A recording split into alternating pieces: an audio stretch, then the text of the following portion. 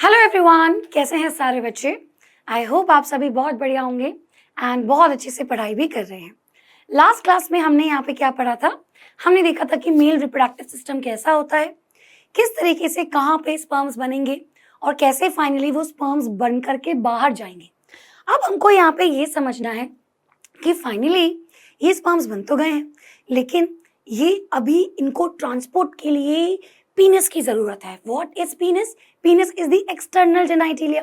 भाई वहीं से तो स्पर्म्स निकलेंगे। अब यार ये कैसे निकलेंगे? उसके लिए पीनस को इरेक्शन की जरूरत होगी।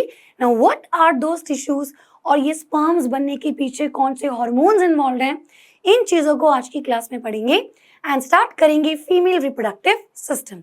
तो चलिए बच्चे शुरू करते हैं आज की क्लास को। सो ये चीज हमने लास्ट क्लास में पढ़ लिया था सारा। हमने रूट ऑफ स्पर्म्स देख लिया था, हमने इसका एक डायग्राम देखा था जहां पे हमने दो टेस्टिस बनाए थे and we have also seen कि कौन से प्राइमरी और सेकेंडरी सेक्स ऑर्गन्स होती हैं। Now we were talking about penis. तो भाई ये हमारा यहाँ पे पीनस है ना, कुछ इस तरीके से। This is the urethral meatus और यहां से हमारा स्पर्म बाहर आएगा। भाई यहीं पे एक डक्ट है, यहां से यूरिन भी तो कहीं से बाहर आएगा। अब अगर मैं इसको यहां से काटूं और अगर इसको देखूं तो ये कुछ इस तरीके से दिखेगा।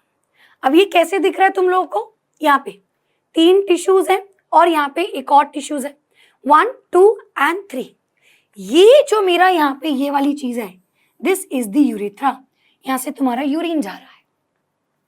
ये यूरेथ्रा मतलब देखिए क्या होता है बेटा, जो यूरेथ्रा क्या है, जहां से यूरिन पास हो रहा है। अब इसके आसपास एक टिश्यू होता है, इसको बोलते हैं कॉर्पोरा स्पॉन्जियोसम। इसको कैसे याद रखेंगे? ये स्पॉन्जी जैसा है, तो उसको ऐसे याद रखिए कि ये उसको पिचकने नहीं देगा। और यहाँ पे 2 मेरे और टिश्यूज हैं, इसको बोलते हैं corpora cavernosa. So in case of a penis, there are 3 erectile tissue. कौन कौन से 3 erectile tissues है? 2 है कॉर्पोरा कैवर्नोसा और एक कॉर्पोरस स्पॉन्जियोसम। यहाँ पे मेरी आर्टरीज है, तो आर्टरीज क्या होगा, यहाँ पे तुम्हारा ब्लड आएगा। तो जब इसके अंदर ब्लड फ्लो होगा, ये ब्लड फ्लो क्या करेंगे, ये इन इरेक्टाइल टिश्यूज में पहुंचेंगे और यहाँ पे इसकी वजह से there will be erection of penis और उसके मदद से फिर आगे होगी इंसेमिनेशन। नाउ द नेक्स्ट चीज यहाँ पे जो हमको देखनी थी वो कि कौन कौन से हार्मोन्स यहाँ पे इन्वॉल्व हैं। हमने ये तो देखा था कि स्पर्म्स आगे कैसे बनेंगे, लेकिन ये स्पर्म्स कैसे आएंगे, मतलब बनेंगे कहाँ पे, लेकिन ये टेस्टोस्टेरोन हार्मोन की मदद से बन रहे हैं। लेकिन टेस्टोस्टेरोन हार्मोन क्या करता है exactly, what does it do? भाई हमको ये भी तो समझना है कि जो टेस्टोस्टेरोन हार्मोन है वो कैसे एक्चुअली काम करता है। अब यहाँ पे देखिए, ये बेटा कंप्लीट हार्मोन एक्शन है, इसको मैं आपको तब बताऊंगी डिटेल में जब हम स्पर्मेटोजेनेसिस पढ़ेंगे। अभी थोड़ी सी इसको शॉर्ट में समझते हैं, जो हमने थोड़ा बहुत फर्स्ट लेक्चर इंट्रोडक्शन में भी किया था। यहाँ पे देखिए बच्चे, होता क्या है जब मेल के अंदर प्यूबर्टी स्टार्ट हो जाती है, प्यूबर्टी आने के बाद उनके हाइपोथैलेमस से, प्यूबर्टी आने के बाद उनके हाइपोथैलेमस से यहां से एक हार्मोन रिलीज होता है जिसको कहते हैं the GnRH hormone, gonadotropin releasing hormone. ये गोनाडोट्रोपिन रिलीजिंग हार्मोन कहां पे पहुंचता है? Pituitary gland. अब ये पिट्यूटरी ग्लैंड से 2 हार्मोन रिलीज होते हैं, एक रिलीज होता है ल्यूटेनाइजिंग हार्मोन और एक रिलीज होता है फॉलिकल स्टिमुलेटिंग हार्मोन। अब देखिए बच्चे, ये जो नाम है इनके फीमेल की रिप्रोडक्टिव ऑर्गन की वजह से बना है, लेकिन मेल्स के मदद से भी एक नाम पड़ा है। ल्यूटेनाइजिंग हार्मोन को इंटरस्टिशियल से रिलेटेड बोलते हैं, क्योंकि ये आगे जाकर के इंटरस्टिशियल सेल्स में जाएगा। सो इसका नाम वहां से भी पढ़ा है, उसको कहते हैं ICSH। इसका नाम क्या है? Interstitial cell stimulating hormone. ये नाम इसको मेल के पार्ट से पढ़ा है। अब देखिए इसका मतलब है क्या। ये ल्यूटिनाइजिंग हार्मोन कहां पे पहुंचता है? It goes to the Leydig cell. तो कैसे याद रखना है? L for luteinizing hormone, L for Leydig cell. तो ये लेडिक सेल के पास पहुंचता है। लेडिक सेल को इंटरस्टिशियल सेल्स भी कहते हैं, इसीलिए इसको इंटरस्टिशियल स्टिमुलेटिंग हार्मोन भी कहते हैं। इस लेडिक सेल से फिर रिलीज होता है टेस्टोस्टेरोन। अब ये टेस्टोस्टेरोन हार्मोन कहां पे पहुंचता है? To the seminiferous tubule. अब कैसे, अंदर कैसे आएगा? फॉलिकल स्टिमुलेटिंग हार्मोन का क्या होगा?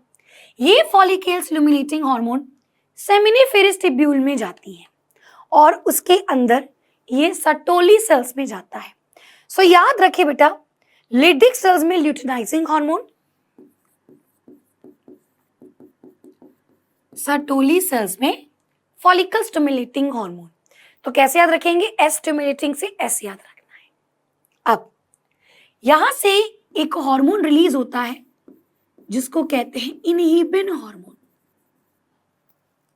और एक हार्मोन, इसको थोड़ा सा उधर लिखते हैं,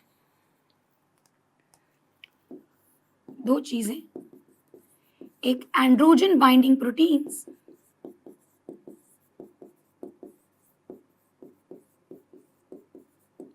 और एक इनहिबिन।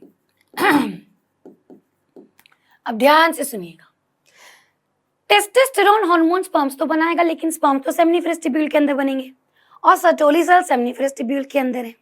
तो ये सटोली सेल के पास जब FSH हार्मोन आता है, ये बेटा एक प्रोटीन रिलीज करता है जिसको कहते हैं एंड्रोजन बाइंडिंग प्रोटीन। नाम से ही पता लग रहा है एंड्रोजन को बाइंड करने वाला प्रोटीन। एंड्रोजन क्या है? टेस्टोस्टेरोन को एंड्रोजन बोलते हैं। सो ये ही बेटा अंदर सेमिनिफेरस ट्यूब्यूल में पहुंचेगा। ये एंड्रोजन बाइंडिंग प्रोटीन इसको बाइंड करने में मदद करेगा और उसके बाद फिर जब टेस्टोस्टेरोन अंदर आएगा, देन बेटा वो आगे स्पर्म्स की फॉर्मेशन करेगा। अब जब मुझे स्पर्म्स की फॉर्मेशन नहीं चाहिए तो ये इनहिबिन हार्मोन हाइपोथैलेमस को बोलेगा GnRH बंद करो, पिट्यूटरी ग्लैंड को बोलेगा FSH LH बंद करो, और ये बोलेगा स्पर्म्स की प्रोडक्शन बंद करो, टेस्टोस्टेरोन बंद करो। सो ये एक तरीके से नेगेटिव फीडबैक इसको प्रोवाइड करेगा। ये क्या कर रहा है? एक नेगेटिव फीडबैक प्रोवाइड कर रहा है। चलिए, इस डायग्राम पे यही चीज है, हाइपोथैलेमस से GnRH, एंटीरियर पिट्यूटरी आगे वाला पार्ट से LH और FSH। LH जाता है लेडिक सेल्स में, यहां से आया टेस्टोस्टेरोन। सटोली सेल से क्या आएगा? एंड्रोजन बाइंडिंग प्रोटीन, जिसकी वजह से ये टेस्टोस्टेरोन सेमिनिफेरस ट्यूब्यूल के अंदर चले जाएंगे। अब ये स्पर्मेटोजेनेसिस करेगा, यानी स्पर्म बनाएगा। चलिए, जब स्पर्म की प्रोडक्शन नहीं करनी होगी तो इनहिबिन इन सबको रोक देगा। टेस्टोस्टेरोन ना ही केवल अंदर जाता है बट ऑल्सो बॉडी में भी जाता है, जो कि रिप्रोडक्टिव ऑर्गन्स को डेवलप करता है और सेकेंडरी सेक्सुअल कैरेक्टर्स लेकर के आता है। सो विद दिस थिंग यहाँ पे हमारा मेल रिप्रोडक्टिव सिस्टम खत्म होता है और अब यहाँ पे बारी आती है फीमेल रिप्रोडक्टिव सिस्टम को पढ़ने की। तो चलिए शुरू करते हैं यहाँ पे इस टॉपिक को। अब ये डायग्राम बहुत ईजी है, as compare to male reproductive से ज्यादा ईजी है, इंपॉर्टेंट है। 10th में ये बहुत इंपॉर्टेंट क्वेश्चन हुआ करता था कि ड्रॉ करना है फीमेल रिप्रोडक्टिव सिस्टम। अब इसको हम ड्रॉ करेंगे और उससे जुड़ी हुई सारी चीजों को देखेंगे। फीमेल रिप्रोडक्टिव सिस्टम के अंदर भी बहुत सारी ऑर्गन्स होंगी। अब कौन कौन सी ऑर्गन्स होंगी देखिए। सबसे पहले यहां पे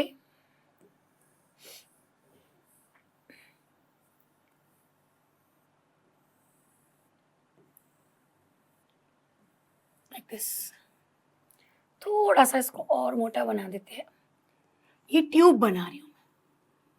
अब यहां पे देखो फिंगर लाइक जैसी चीजें बनाई है, ये थोड़ा चौड़ा, फिर थोड़ा फूला वाला पार्ट, उसके बाद ये पतला हो गया। ठीक है, क्या बोला मैंने, देखिए बेटा दोबारा देखो, ये फिंगर लाइक, ये थोड़ा चौड़ा, फिर यहाँ पे थोड़ा फूला हुआ पार्ट, फिर ये पतला हो गया। अब ये उसके बाद ऐसे जाएगा, फिर यहाँ पे भी वही चीज बनेगी,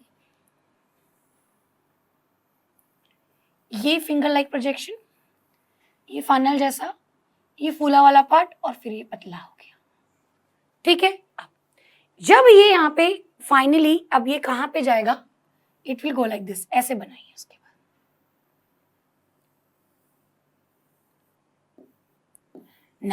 नाउ वी विल लेबल,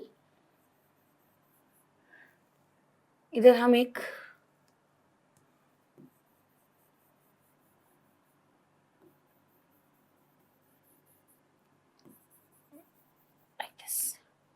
ठीक है, अब इसको एक एक करके लेबल करेंगे। सबसे पहले दिस इज दी वजाइना, यहीं पे भाई सेक्सुअल इंटरकोर्स होगा, यहीं से स्पर्म एंटर करेगा। दिस इज दी सर्विक्स, और ये मेरा सर्विकल कैनाल। सर्विकल कैनाल और वजाइना को साथ में कहते हैं बर्थ कैनाल, यहीं से बच्चा पैदा होता है, बर्थ होती है। अब ये वाला पार्ट सारा यूट्रस है, ये यूट्रस का फंडस रीजन, ये यूट्रस की लाइनिंग है बेटा, ये बाहर वाली लाइनिंग, इसको बोलते हैं यूट्रस की पेरीमेट्रियम, अंदर वाली इसको बोलते हैं मायोमेट्रियम, और सबसे अंदर वाली इसको बोलते हैं एंडोमेट्रियम।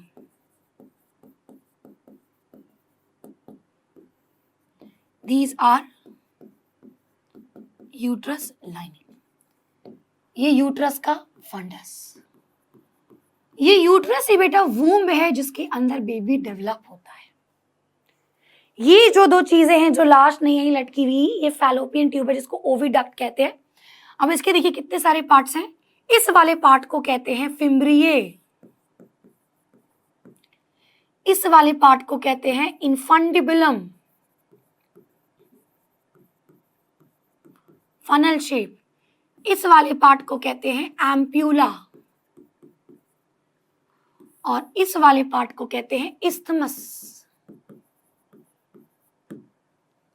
सब मिलाकर के क्या है, फैलोपियन ट्यूब।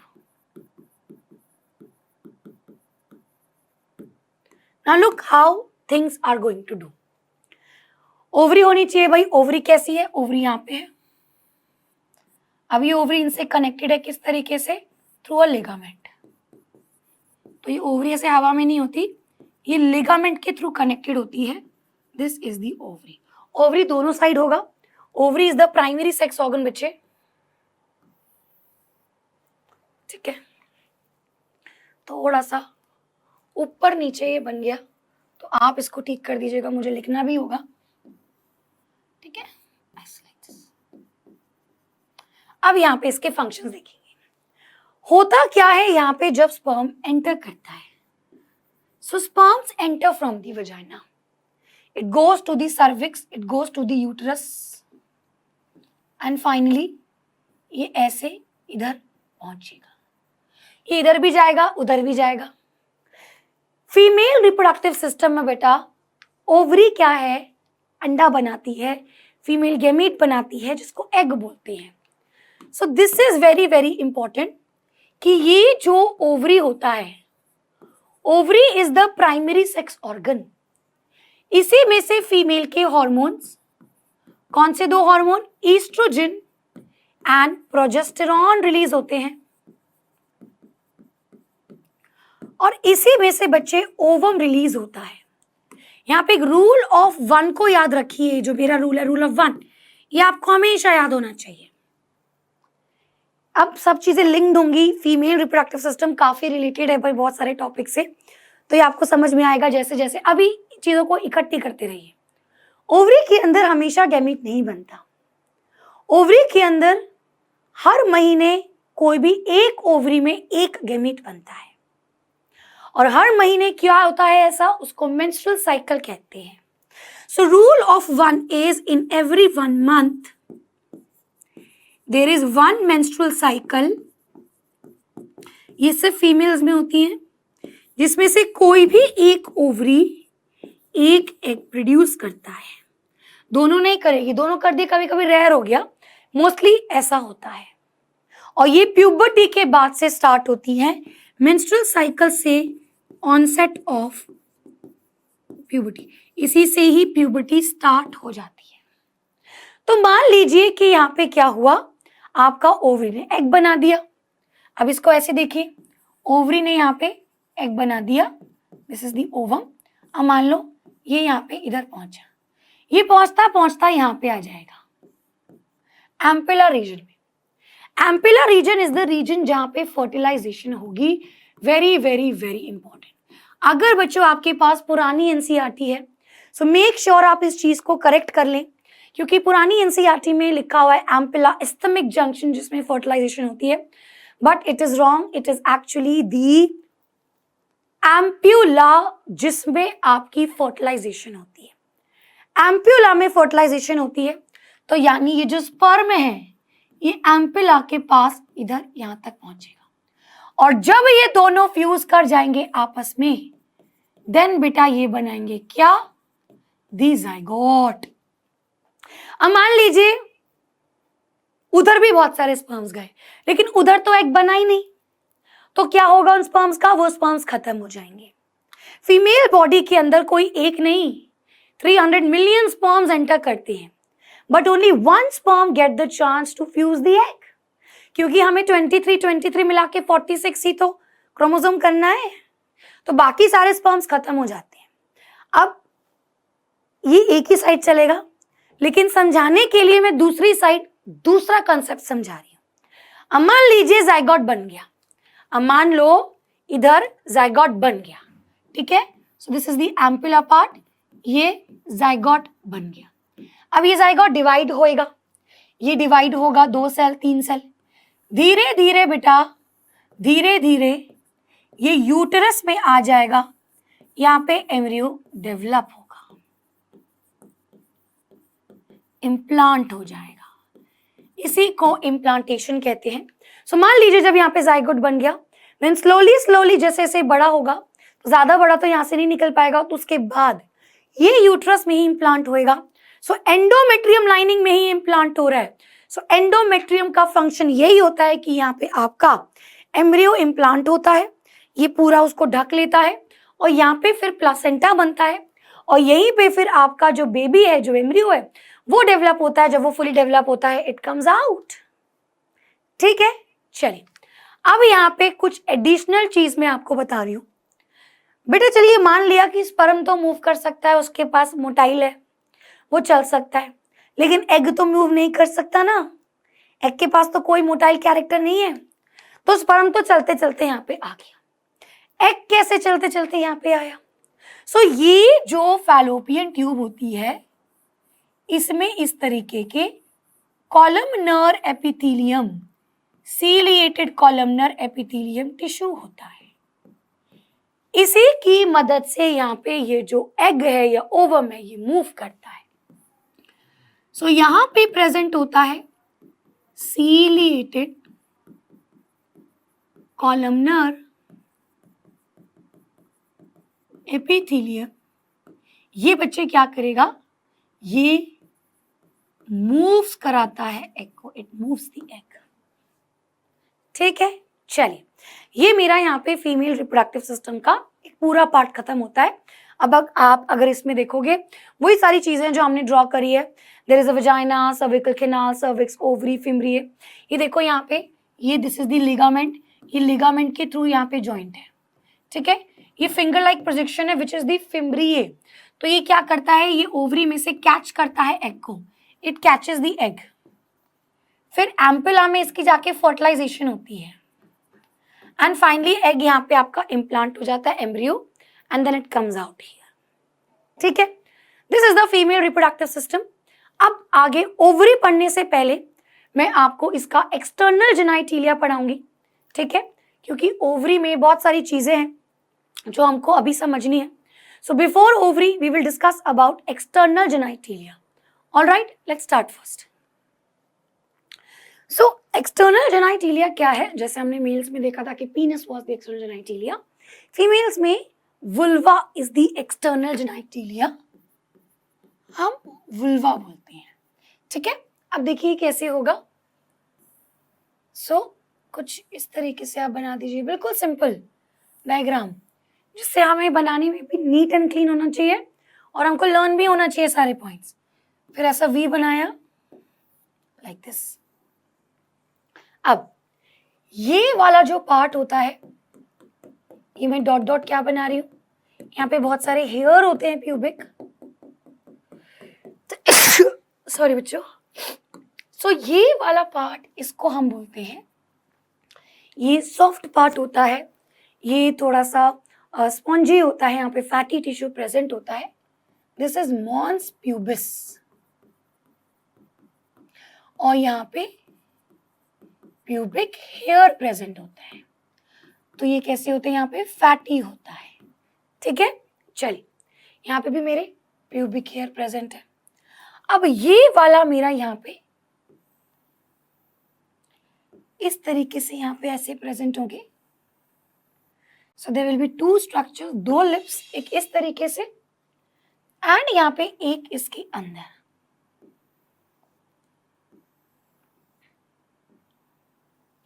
अब देखो इसको मैं कैसे लिखूंगी, ये जो बाहर वाला है this is the labia majora,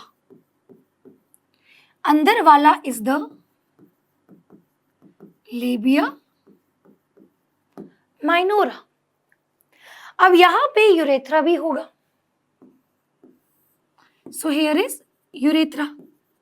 female में यूरिन का जो एग्जिट होता है वो अलग जगह से होता है, और फीमेल्स के अंदर जो मेंस्ट्रुअल साइकिल का जो ब्लड होता है that comes from the other area, so that is from the vagina. So यहाँ पे अब हम वजाइना बना देते हैं like this. This is the vagina. ये बच्चे रिप्रोडक्टिव ओपनिंग कहलाती है। This is the reproductive opening. यहीं से मेंस्ट्रुअल ब्लड भी आएगा और यहीं से बर्थ भी होती है। नाउ ये जो वजाइना होता है इसके ऊपर एक लेयर होती है, पतली सी कवरिंग होती है, उसको हम हाइमन कहते हैं। तो यहां से मैं ब्लू कलर की दिखा रही हूं, तो यहाँ पे कवरिंग होती है, उसको हम हाइमन कहते हैं।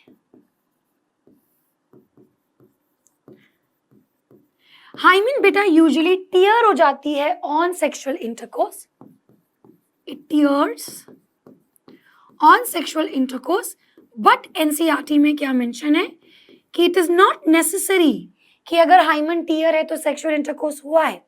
कभी कभी riding bicycles, horse riding, gymnast, उससे भी ये टियर हो सकता है। नाउ यू कैन सी कि यहाँ पे छोटा सा स्लिट है। इस हाइमन में there is a slit also, जहां से जो मेंस्ट्रुअल ब्लड है इट कैन कम्स आउट। इस एरिया में यहाँ पे हेयर विल बी क्लिटोरिस, और इस क्लिटोरिस में इरेक्टाइल टिश्यू प्रेजेंट होता है।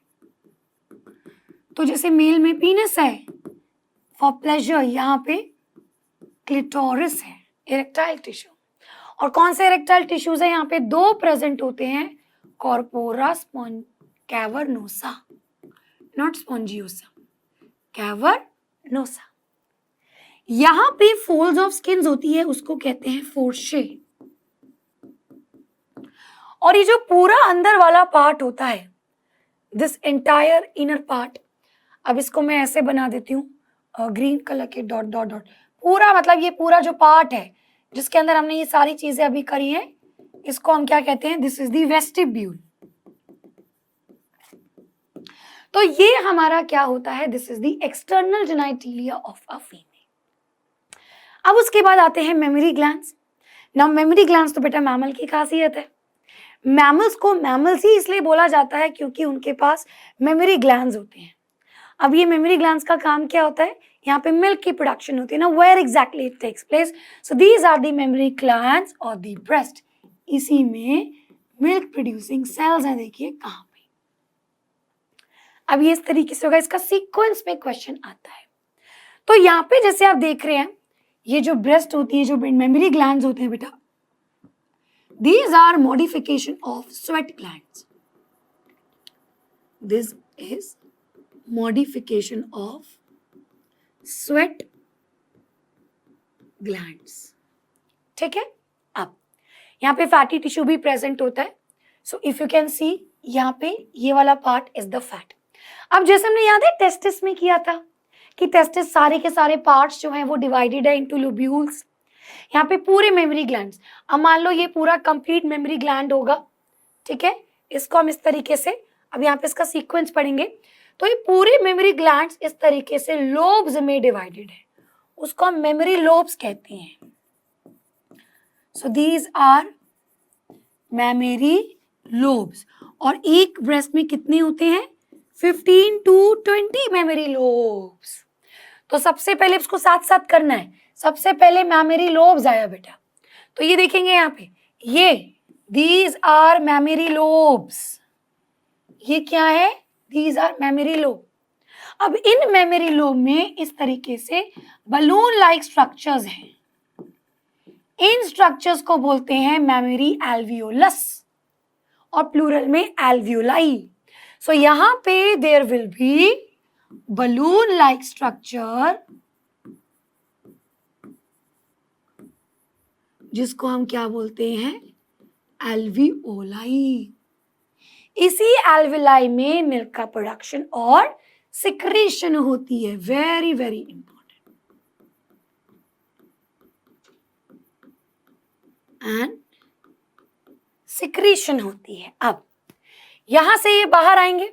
अब आप देखिए कैसे आते हैं. तो ये बच्चे सबसे पहले छोटी छोटी ट्यूब्यूल्स में आते हैं, उसको हम कहते हैं मेमोरी ट्यूब्यूल्स. तो यहाँ पे लिखा नहीं है, मैं उस डायग्राम में बनाऊंगी. Mammary tubules. फिर ये इकट्ठा कनेक्टेड होती है इनटू मेमोरी डक्ट. उसके बाद आगे मोटी सी आती है, इसको बोलते हैं एम्प्यूला. फिर आगे लैक्टिफेरस डक्ट. तो मैंने क्या बोला? Now we will make it here. सबसे पहले यहाँ पे छोटी छोटी ट्यूब्स आएंगी, इसको बोलेंगे मेमोरी ट्यूब्यूल. फिर ये इस तरीके से यहाँ पे होगा. This is the memory duct. अब ये बहुत सारी मेमोरी डक्ट आपस में बेटा इस तरीके से फूला हुआ पार्ट बनाएंगी. इस पार्ट को कहते हैं एम्प्यूला. इस पार्ट को क्या कहते हैं? एम्प्यूला कहते हैं. एंड देन लास्ट में यहाँ पे इस तरीके से these will be the lactiferous duct जहां से the milk is sucked out. And finally here is the nipple. तो ये सीक्वेंस आपको अच्छे से याद होना चाहिए. This is the mammary glands. So हमने अभी तक क्या पढ़ा? हमने पढ़ा फीमेल का रिप्रोडक्टिव सिस्टम, हमने देखा एक्सटर्नल रिप्रोडक्टिव जेनाइटिलिया वुल्वा, फिर हमने मैमरी ग्लैंड्स देखे. अब यहाँ पे बात करेंगे हम बाकी चीजों की, दैट इज द ओवरी. ना ओवरी बेटा बहुत ही इंपॉर्टेंट है. It is the primary sex organ. और इसको इतना डिटेल में आपको समझना है कि आपको सब कुछ समझ में आ जाएगा. अब यहाँ पे देखिए क्या चीज है. फीमेल्स के अंदर जो एग्स की फॉर्मेशन होगी उस प्रोसेस को कहते हैं oogenesis. जैसे मेल्स के अंदर स्पर्मेटोजेनेसिस होता है. अभी जो oogenesis का प्रोसेस है, it is very related to the menstrual cycle. Menstrual cycle बहुत रिलेटेड होती है. और बेटा यहीं पे एक और छोटा सा टॉपिक आता है, development of follicles. Now what are these follicles? ये सब क्या है? अब इन सब को समझने के लिए हम इसको आगे पढ़ेंगे डिटेल में. अभी मैं आपको यहाँ पे जनरल स्ट्रक्चर कराऊंगी ऑफ ओवरी. अभी हम ज्यादा डिटेल्स में नहीं जाएंगे, अभी हम बिल्कुल जनरल स्ट्रक्चर जाएंगे ओवरी में. सो ओवरी बेटा it is like this, almond shape का होता है. और इसका बाद में डिटेल में इसको देखेंगे जब हम फॉलिकल्स पढ़ेंगे अगेन. तो ओवरी का अभी मेन स्ट्रक्चर बताऊंगी. इसके अंदर का जो सामान है, ये जो आप देख रहे हैं प्राइमोर्डियल फॉलिकल, सेकेंडरी, एंट्रल, ये रप्चर हो रहा है, ये सब क्या है? ये सब आपको बात तब समझ में आएगा जब हम oogenesis और फॉलिकल्स को साथ करेंगे. तो अभी नहीं करेंगे क्योंकि स्पर्मेटोजेनेसिस इजी है, तो पहले स्पर्म्स की फॉर्मेशन देखेंगे, तब आप उन वर्ड्स को समझ जाएंगे, फिर फीमेल में आएंगे. सो अभी मैं इसको जनरल बता रही हूँ. सो ये बेटा पूरी की पूरी जो ओवरी होती है ये दो रीजन्स में डिवाइडेड होती है. बीच का जो रीजन होता है उसको मेड्यूला कहते हैं, और बाहर का जो रीजन होता है उसको कॉर्टेक्स कहते हैं। और इन दोनों को एक साथ, दिस इज द स्ट्रोमा।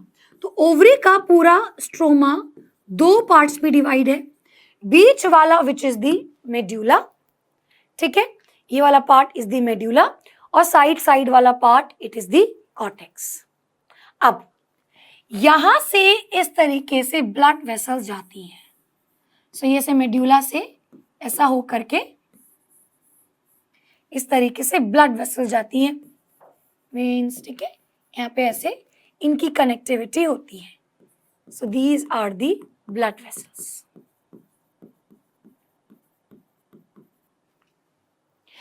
अब यहाँ पे ओवरी है, ovary is the primary sex organ, इसके अंदर गैमीट बनेगा, तो इसके पास भी जर्मिनल एपिथेलियम होना चाहिए। सो यहाँ पे अब मैं बनाऊंगी जर्मिनल एपिथेलियम।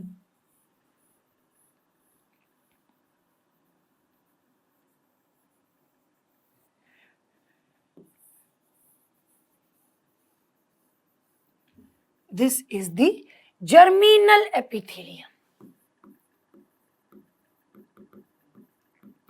और ये जर्मिनल एपिथेलियम क्या होगी, अगेन क्यूबॉइडल। यही बच्चे डिवाइड होगी और बनाएंगी oogonia। तो जैसे वहां पे स्पर्मेटोगोनिया बन रहा था, यहाँ पे oogonia, और ये oogonia उसके बाद डिवाइड होकर के फाइनली ओवम बनाता है, एग बनाता है। इसी में मियोसिस होगी, मियोसिस 1 और 2, और ये एग बनेगा, और यहां से ये रप्चर हो जाएगा ऐसा। अब मैं इसको अगर इधर बनाऊंगी, so it will rupture from here, मतलब ऐसे ही ओवरी से निकल जाएगा।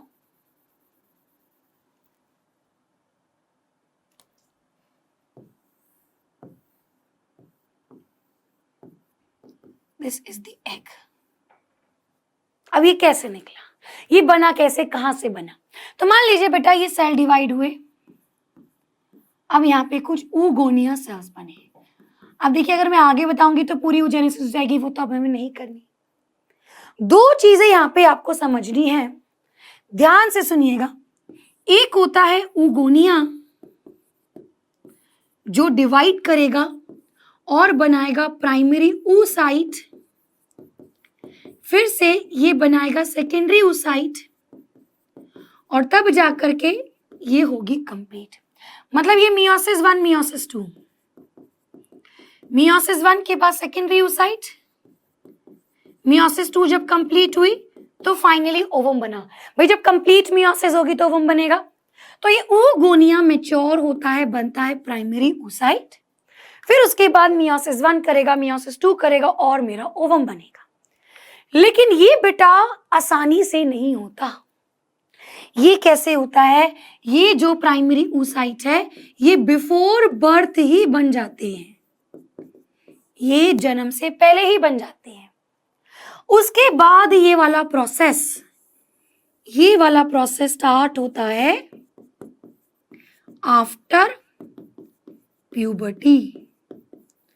आफ्टर प्यूबर्टी हर मंथ में एक मेंस्ट्रुअल साइकिल आएगी और एक एग बनेगा। दोबारा से सुनो, oogonia, primary oocyte, secondary oocyte, ovum, इस तरीके से बनेगा। फीमेल के अंदर गैमीट्स की फॉर्मेशन बहुत पहले स्टार्ट हो जाती है, जब उनके अंदर वो पैदा ही नहीं होती, यानी मम्मी के पेट पे। तो ये प्राइमरी oocyte तक बन जाते हैं, मियोसिस पहले शुरू हो जाती है। तो प्राइमरी oocyte में मियोसिस स्टार्ट हो चुकी होती है, बिफोर बर्थ स्टार्ट हो जाती है मियोसिस 1, लेकिन अरेस्ट हो जाती है। मतलब अगर मियोसिस 1 खत्म हो जाती तो सेकेंडरी oocyte बन जाता, लेकिन वो नहीं बनता। फिर लड़की पैदा हुई तो उसकी बॉडी में बहुत सारे प्राइमरी oocyte होते हैं। फिर जब वो प्यूबर्टी हिट होती है उसकी बॉडी में मेंस्ट्रुअल साइकिल होते हैं। फिर हर महीने एक एक oocyte डेवलप होगा, मियोसिस 1 कंप्लीट करेगा, मियोसिस 2 कंप्लीट करेगा, ओवम बनेगा, निकलेगा। इसी तरीके से 40 से 50 साल तक जब मेंस्ट्रुअल साइकिल खत्म हो जाती है, oocytes भी खत्म हो जाते हैं और ऐसे ओवम बनना भी खत्म हो जाता है। अब दूसरी चीज यहाँ पे आती है फॉलिकल्स। अब यहाँ पे बात होती है फॉलिकल्स की। So there are two things, primary follicle, secondary follicle, ये डेवलप होते हैं। Secondary follicle, tertiary follicle, tertiary follicle बनेगा ग्राफियन फॉलिकल। ये लेयर्स एक्चुअली, ये oocyte प्राइमरी अकेला नहीं है, ये कुछ ऐसा मानो कि ये oocyte और इसके बाहर कुछ है। अभी स्ट्रक्चर को मैंने फॉलिकल बोल दिया, इट इज लाइक दिस। तो यहाँ पे ये मेरा प्राइमरी oocyte, अब इसके यहाँ पे सेल्स होते हैं, उसको बोलते हैं फॉलिक्यूलर सेल्स। अब ये जो स्ट्रक्चर बना है, इस स्ट्रक्चर को क्या कहते हैं?